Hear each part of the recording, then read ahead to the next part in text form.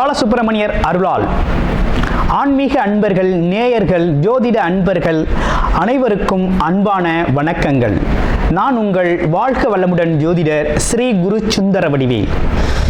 இப்போ பார்த்தீங்கன்னா 2025 நடக்க இருக்கிற தமிழ் புத்தாண்டு எப்படி இருக்குது, என்னென்ன விசேஷங்கள் இருக்குது, ஒவ்வொரு ராசிக்கும் எப்படி இருக்கும், என்ன செய்யலாம், என்ன செய்யக்கூடாது, என்ன விதமான வழிபாடுகள் செய்யணும், ஒவ்வொரு நட்சத்திரங்களுக்கும் என்ன விதமான பலன்கள் இருக்குது, இந்த ஆண்டு முழுவதும் இருக்கக்கூடிய கிரக பெயர்ச்சிகளால் ஏற்படக்கூடிய மாற்றங்கள் என்ன, வளர்ச்சி எப்படி இருக்கும், குடும்ப வாழ்க்கை எப்படி இருக்கும், சுப நிகழ்ச்சிகள் எப்படி இருக்கும், வீடு, வண்டி, வாகனம் மற்றும் அசையும் மற்றும் அசையா சொத்துக்கள் யாருக்கு அமையும், குழந்தை பாக்கியம் யாருக்கு கிடைக்கும் அப்படிங்கும் பல்வேறு விஷயங்களை பற்றி இந்த ஒரு வருடம் இருக்கக்கூடிய மொத்த பலனையும் நம்ம இந்த வீடியோ மூலமாக பார்க்க இருக்கிறோம்.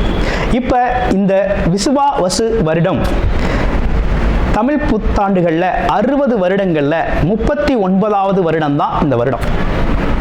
இந்த வருடம் இந்த ஆண்டு பிறக்குது. இந்த வருடத்தில் பிறக்கும் குழந்தைகள் தைரியமாக குழந்தைகளாகவும், எல்லோரையும் அனுசரித்து தெரியக்கூடிய குழந்தைகளாகவும், பண்புள்ள குழந்தைகளாகவும், அது மட்டும் இல்லாமல் தர்ம காரியங்கள், புண்ணிய காரியங்கள் ஈடுபடக்கூடிய குழந்தைகளாகவும் பிறப்பார்கள் அப்படிங்கிறது சித்தர் பாடல்களில் உள்ள ஒரு அமைப்பு. அது மட்டும் இல்லாமல் தன் மகனை சான்றோன் என கேட்ட தாய் அப்படிங்கிறது மாதிரி அந்த குழந்தைகள் பெற்றோருக்கு பெருமை சேர்ப்பார்கள் அப்படிங்கிற ஒரு விஷயமும் இருக்குது. இப்போ இந்த வருடத்தில் இந்த வருட பிறப்பின் அடிப்படையில் சூரியன் அப்படிங்கிற ஒரு ராஜாவாகவும் மந்திரியாகவும் இருக்கிறதுனால அரசியல் மாற்றங்கள், அதிகாரம் சார்ந்த மாற்றங்கள் அப்படிங்கிற ஒரு விஷயம் நடக்க இருக்குது. அதையும் தாண்டி மழை பொழிவு அப்படிங்கிறது ரொம்ப அதீதமாக இருக்குது. விவசாயம் செழிக்கும், தானிய உற்பத்திகள் அதிகரிக்கும். அடுத்து பார்த்தீங்கன்னா மக்கள் செழிப்பமடைவார்கள். வருமானத்தை விட செலவு கம்மியாக இருக்கும், சேமிப்பு அதிகரிக்கும், தங்கம், வெள்ளி, ஆபரணங்கள் வாங்கக்கூடிய தன்மை ஏற்படுது. அது இல்லாமல் பார்த்தீங்கன்னா இந்த காலகட்டத்தில் பசுக்கள் உற்பத்தி அப்படிங்கிற ஒரு விஷயம் ரொம்ப நல்லா இருக்குது. அடுத்து பார்த்தீங்கன்னா மக்கள் மீது வரி அப்படிங்கிற ஒரு விஷயம் அதிகரிக்கக்கூடிய சூழ்நிலை அப்படிங்கிறதும் இருக்குது. ஆக மொத்தத்தில் இந்த விசுவாவசு வருடம் அப்படிங்கிறது மற்ற வருடங்களை விட இந்த வருடத்தில் மக்களின் வளர்ச்சி அப்படிங்கிறது நல்லா இருக்கு. திரைப்படத்துறை ரொம்ப நல்லா இருக்கு. பெண்களுக்கான வளர்ச்சி, பெண்களுக்கான திட்டங்கள் அப்படிங்கிற ஒரு விஷயத்தை அரசாங்கங்கள் அதற்கான முக்கியத்துவம் கொடுக்க இருக்கிறாங்க. அந்த வகையில் அவங்களோட தனி முன்னேற்றம் அப்படிங்கிறது இந்த காலகட்டத்தில், இந்த வருடத்தில் ரொம்ப அதிகமாக இருக்கக்கூடிய அமைப்பு இருக்கு. குறிப்பாக எல்லார் குடும்பங்களிலும் சுப நிகழ்ச்சிகள் நடக்கக்கூடிய ஒரு தன்மை, திருமண பாக்கியங்கள் கைகூடக்கூடிய ஒரு அமைப்பு, குழந்தை பாக்கியங்கள் கிடைக்கக்கூடிய அமைப்பு, கோவில் வழிபாடுகள், தர்ம காரியங்கள், புண்ணிய காரியங்களில் மக்கள் ஈடுபடக்கூடிய ஒரு தன்மை அப்படிங்கிறதெல்லாம் ரொம்ப மிக சிறப்பாக இருக்கக்கூடிய இந்த விசுவாவசு வருடத்தில் உங்கள் ராசிக்கு எப்படி இருக்கும் அப்படிங்கிறத இப்ப பார்ப்போம். தனக்காரகனை ஆட்சி அதிபதியாக கொண்ட தனுசு ராசி அன்பர்களே, தனுசு ராசிக்கு உங்களுடைய ராசிநாதன் இதுவரையும் 6ஆம் இடத்தில் அமர்ந்திருந்தார். ருண ரோக சத்ரு குருவாக அமர்ந்திருந்த இந்த காலம் அப்படிங்கிறது உங்களுக்கு பல்வேறு விதத்தில் பல்வேறு விதமான அனுபவங்களை பெற்றிருக்கிறீங்க. ரொம்ப சிரமங்களை சந்திச்சாச்சு. கடன் பிரச்சனை, நோய் பிரச்சனை, எதிரிகளால் தொந்தரவு அப்படிங்கிறது மாதிரி பல்வேறு விஷயங்களை சந்திச்சாச்சு. இருப்பினும் இந்த வருடம் என்ன நடக்குது அப்படின்னு பார்த்தீங்கன்னா, ராசிநாதன் அப்படிங்கிறவர் மே மாதம் 14ஆம் தேதி பார்த்தீங்கன்னா களத்திர குருவாக 7ஆம் இடத்துக்கு பெயர்ச்சி அடைகிறார். இந்த 12 வருடங்களுக்கு ஒரு முறை மட்டுமே தன்னுடைய ராசியை தான் பார்க்க முடியும். அதுவும் தனுசு ராசி அன்பர்களுக்கு கிடைச்ச கிஃப்ட் அப்படின்னா இதுதான் அருமையான கிஃப்ட். அடுத்து பாருங்க, ராகு கேதுக்கள் உங்களுடைய ராசிக்கு 4, 10ஆம் இடங்களில் இருந்த ராகு கேதுக்கள் மே மாதம் 18ஆம் தேதிக்கு பிறகு 3, 9ஆம் இடங்களில் பெயர்ச்சி அடைகிறார்கள். அதே நேரத்தில் இவ்வருடம் முழுவதும் சனி பகவான் அர்த்தாஷ்டம சனியாக சஞ்சாரம் செய்கிறார். இந்த காலகட்டம் உங்களுக்கு எப்படி இருக்க போகுது அப்படின்னா, தனுசு ராசிக்கு அப்படின்னு எடுத்துக்கிட்டோம்னா தொழில்துறையில் மிகப்பெரிய நல்லதொரு வளர்ச்சி அப்படிங்கிறது ஏற்படும். இதில் குறிப்பாக என்ன நடந்திருக்குன்னா, உங்களை உங்களுடைய ராசிநாதன் பார்க்கிறார், 7ஆம் பார்வையாக பார்க்கிறார், சமசப்தமாக பார்க்கிறார். கண்டிப்பாக தொழில் வளர்ச்சி உண்டாகும். ஜாயிண்ட் பிஸ்னஸ், கூட்டு தொழில்களில் இருந்து வந்த சிக்கல்கள் தீர்ந்து அந்த பிஸ்னஸும் செழிக்கும், நல்லாயிருக்கும். அடுத்து வேலை வாய்ப்புகள் உறுதியாக கிடைக்கும். வேலையில் இருக்கவங்களுக்கு கண்டிப்பாக மதிப்பு மரியாதை அதிகரிக்கும். வேலைக்கான அங்கீகாரம் உண்டு, புகழ் கௌரவம்லாம் உண்டு. அதே போல் வேலை இல்லாதவர்களுக்கு உறுதியாக வேலை கிடைக்கும்.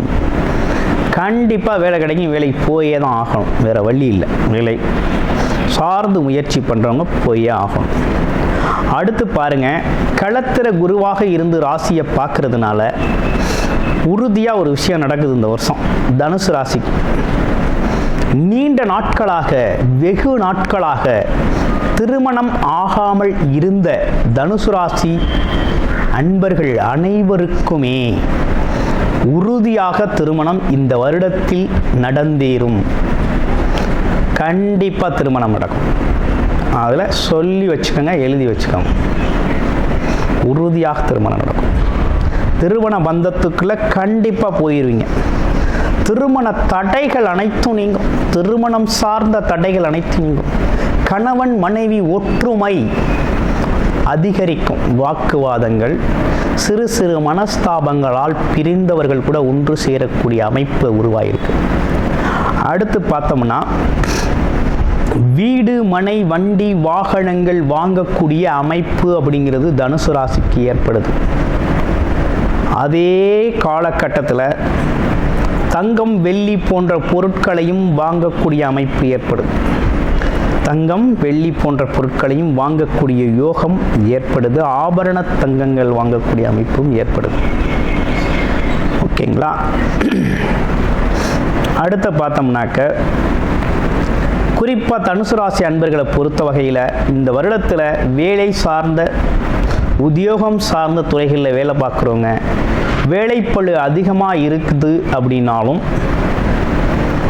வேலைப்பளு அதிகமாக இருந்தாலும் கூட அந்த வேலைப்பளு ஏற்றபடி, உழைப்புக்கு ஏற்றபடி நல்ல ஒரு வெகுமதி, மதிப்பு, பணம், பொருளாதாரம் அப்படிங்கிறது சிறப்பாகவே அமையும். அப்போ முயற்சிக்கேற்ற வருமானம் அப்படிங்கிறது கண்டிப்பாக உண்டு. தாய் மற்றும் தந்தையோட உடல் ஆரோக்கியத்தில் கவனம் எடுத்துக்கணும். 4ஆம் இடம் சனி பகவான் அமர்ந்திருக்கிறார். 9ஆம் இடம் கேது பகவான் அமர்ந்திருக்கிறார். அதனால் கவனம் எப்படி இருக்கணும்னா, தாய் உடல் ஆரோக்கியம், தந்தை உடல் ஆரோக்கியம் கவனம் தேவை, அவசியம். அடுத்து பார்த்தோம்னா, கணவன் மனைவி ஒற்றுமையெல்லாம் அதிகரிக்கக்கூடிய நல்ல காலகட்டமாக இருக்குது. ஆமாம், மாணவர்கள், படிக்கிற குழந்தைகள்லாம் நல்லா படிப்பாங்க. படிப்பு நல்ல வளர்ச்சி அடையும். படிப்பில் முன்னேற்றம் இருக்கும். ரொம்ப இன்ட்ரெஸ்டிங்காக போகும்.